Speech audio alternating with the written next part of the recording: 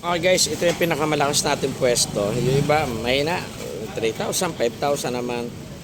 Ito, pangatlong bukas. Unang bukas, 12,000. Tapos 7,500. Oh, ngayon, ano ba? Dami na naman. Ito, parang tumatay na 5 piso rito.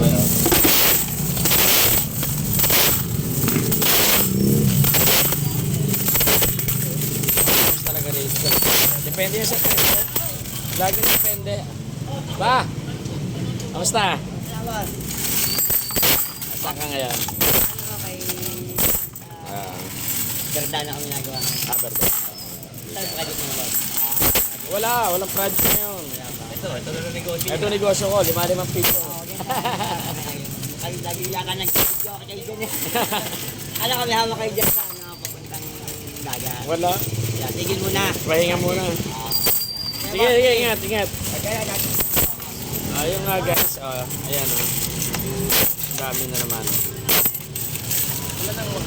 Nakakabawi ako doon sa ibang pwesto na na hindi kumikita. Mahina ba? Pero kanina nagkabit ako ng isang pwesto. Siguro lalakas na 'yon. May natawag kasi sabi ko magbubuks ako sa isang pwesto, tumatawag.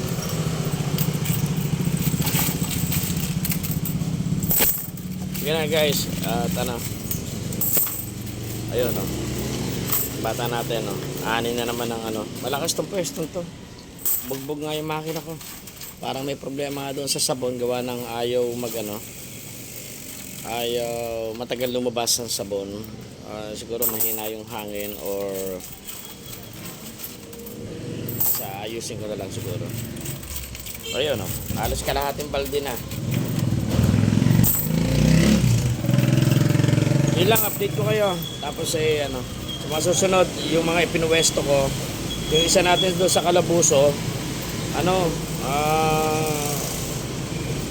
isang buwan na lang, papalayasin na doon sa pwesto, kaya ililipat ko na rin yun. So far, wala namang problema, kahit gano'n nakita, at least kumikita, kahit maliit. Basta dire-diretso lang, standby lang naman ang machine, andyan lang, at anytime. Para kang Bangko Sentral ng Pilipinas. Yun yung sasabi ko nga, yung gumigiling ng pera. Yung shiny ng ating nawala na. Kailangan yata rito Scotch Brite Roy para bumalik yung shiny. Ito pa nga yun Ha? Yung pang sa pinggan. So sa sobrang nagpalit ako ng belt doon sa makina doon sa likod. Okay lang naman. Yung PX Kawasaki natin matibay. Tested. Matibay yung BX Kawasaki. At saka yung hose reel natin. Matibay yung hose reel.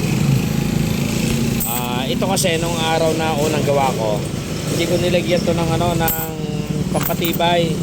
Kaya yan, parang pag ginalaw mo, sumusunod siya. Ayan, ganyan. Pero hindi naman nasunod sa ikot. Ayan. Hindi naman. So, pangalawa, nasiraan tayo ng ganito. Kaya ang ginagawa, tulak na lang na ganon. Siguro yung mga hindi marunong gumamit, pero kung maayos lang ang paggamit, magiging okay yan. Pangatlo, itong hose na to matibay. Sample ng binili ko to, itinayo ko dito. Hindi ako nagpalit ng hose. So iba talaga yung naka-hose reel kasi hindi nasasagasaan ng tao ng mga sasakyan. Tapos ayan may kawad na to. Kasi nga nasira yung pero kaya pang i-repair. Kaya nagdala ko ng isa dyan, kaya lang hindi pa ikinakabit ng bata natin. Nagdala ko ng isa para ito ay ma-repair ko. Dito naman walang problema. Yung pa rin, ganun pa rin siya. Yung alam, dugyot na, na. Alam mo kasi yung shampoo natin, iba yung chemical. Later on, siguro, mabubulok na rin yan. Nawala na yung shiny. Nagkaano na. Ayan ganyan na Dati, pogi-pogi nito. So, pinapunasan ko na yan kanina. Kaya kumapit talaga yung At least yan, protect yan sa sa plywood natin. Makakasambot tayo dyan bago masira yan. Yun lang guys.